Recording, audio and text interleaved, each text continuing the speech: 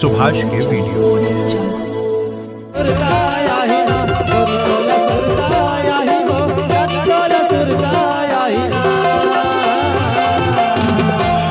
DJ विकल sound करौन हे मोलाते हे माया के चिन्हा तोला सुरता आई हो, मोलाते हे माया के चिन्हा तोला सुरता आई हो।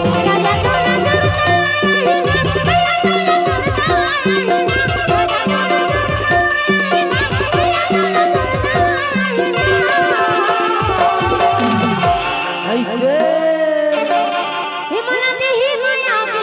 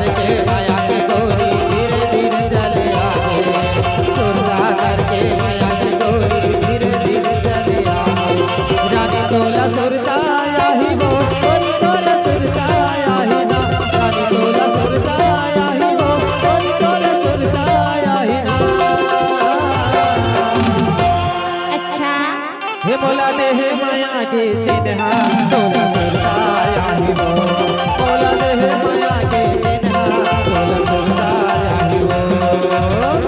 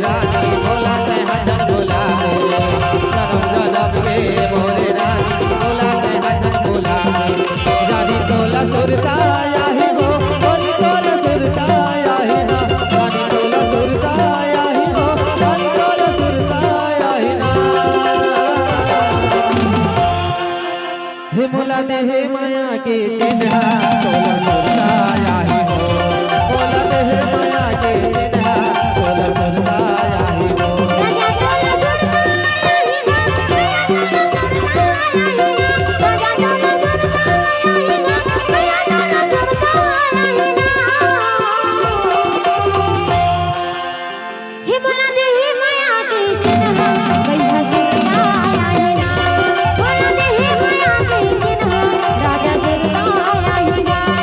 मोला